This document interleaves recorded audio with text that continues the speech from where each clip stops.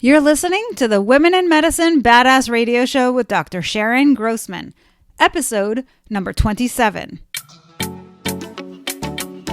Welcome to the Women in Medicine Badass Radio Show, where we deal with the real issues to get you from overwhelmed to optimal.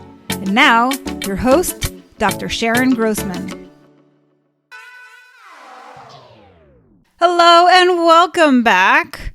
All you ladies out there, thank you so much again for the work that you're doing. Today, what I want to do is talk to you about how to compartmentalize your worries. So if you are somebody who tends to worry a lot, this is going to really help you have another tool in your toolbox in terms of how to manage those worried thoughts. So the thing to consider here is this.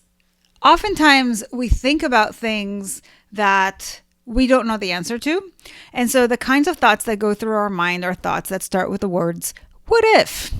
And then we tend to catastrophize and think about all the worst things that can happen. I know you probably can relate to this, but just to kind of set the stage for this, I just had an experience with my 11-year-old daughter around this issue. So we went to get her immunizations. And she was very anxious about getting the shot because she was worried that it would be hurtful. She was worried about it hurting not just when she got the actual injection, but also the next day, which is valid. But she was so anxious about it, she started worrying about it day in advance. And then she was worried about it in the car drive over to the hospital. And then she was worried about it when she was about to get injected. And then she was really kind of melting down because now it became not just about the injection itself and the pain associated with it, but then she created all of these stories about what's going to happen the next day. So she at the time was going to a day camp where they were riding horses. And so she was so worried that her arm was going to be so painful that she won't be able to hold on to the reins and then she was going to fall off the horse. So she started to cry incessantly at the doctor's office because she was creating this whole scenario in her head about this catastrophe and how she's going to really hurt herself and it was going to escalate and it was really snowballing in her mind. And of course, the next day she goes to camp and it's a little sore, but nobody fell off any horse, I can tell you that.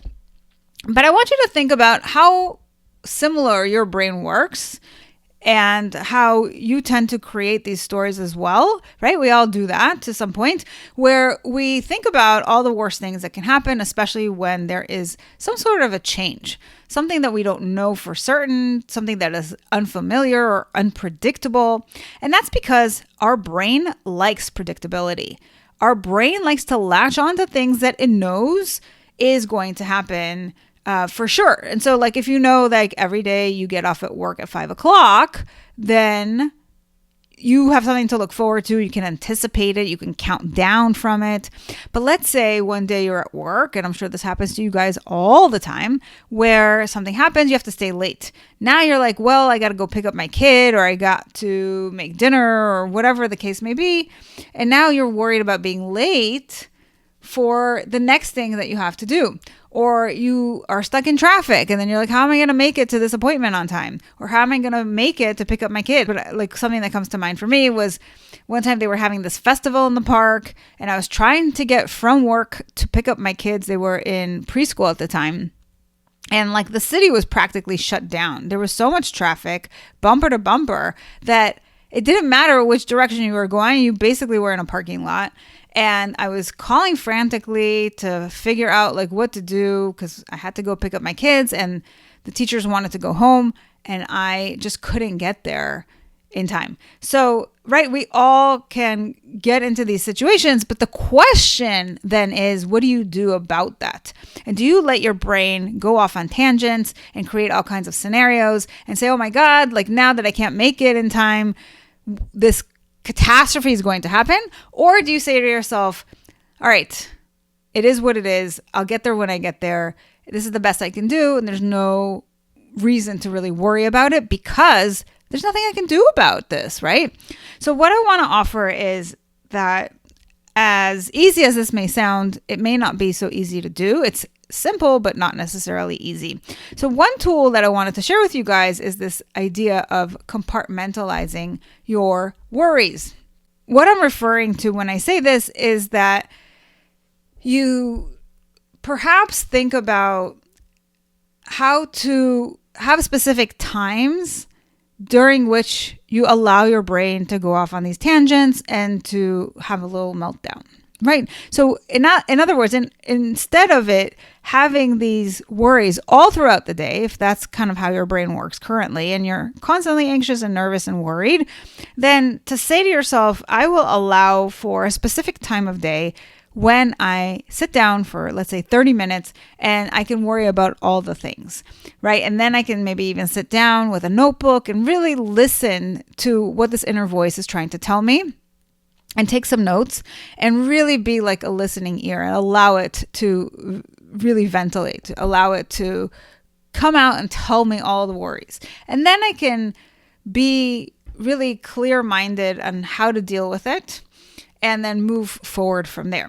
So one thing that you could do is say, let's say your kids go to bed at 8, from 8 to 8:30 every night, you allow yourself that 30 minutes to just worry about all the things, which means that during the day, instead of you worrying about all kinds of things that could happen tomorrow and next week and in a year from now, you'll say to yourself, I'm not going to worry about this now. I'll think about it at 8 o'clock tonight. So you kind of predetermine when you will have your worried time, and that clears the rest of the day from all of this constant barrage of worried thoughts. So this is just a technique that you can utilize to really think about all the ways in which you can condense the time during which you worry. And then when you're sitting there and giving yourself that proper space and breathing room to think about all these things that maybe are worrisome and maybe deserve a little bit of your attention, then you have an opportunity to really go through all the things that you worried about. You can actually write them down, as I mentioned, which is a beautiful opportunity to really look at them in more detail. And then you can think about, okay, is this helpful for me to think about? Is this based on any sort of evidence that I have, right? Or you can ask yourself, how likely is it that this event is going to happen in the way that I'm worried about? And then that's an opportunity to either rewrite the thought to something that's more helpful or something that is more likely, or to problem solve because maybe it is actually something that could happen. And then you can say to yourself, so if that happens, I will do X. And you can even, if you're very worried, have a plan B to your plan A, if you will.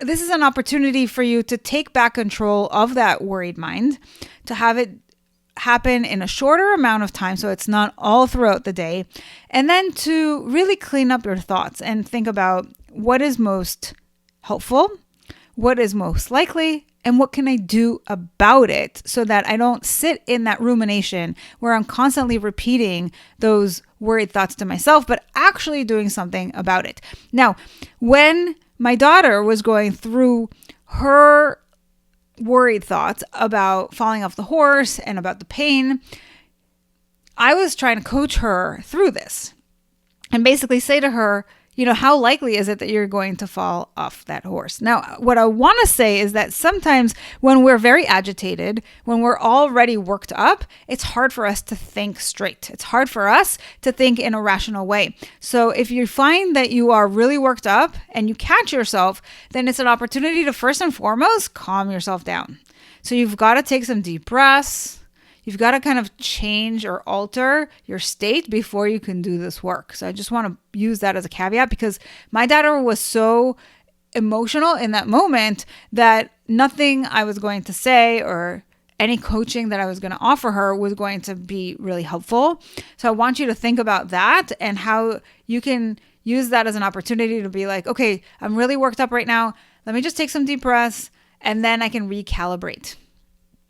All right, so I hope that you use this to your advantage and have less worried time. I'll see you next week. Thanks for listening to the Women in Medicine Badass Radio Show. If you loved what you heard, join my tribe to thrive. It's a free community where you'll receive daily tips and weekly trainings to optimize your life. Go to drsharongrossman.com to sign up. I'll see you on the inside.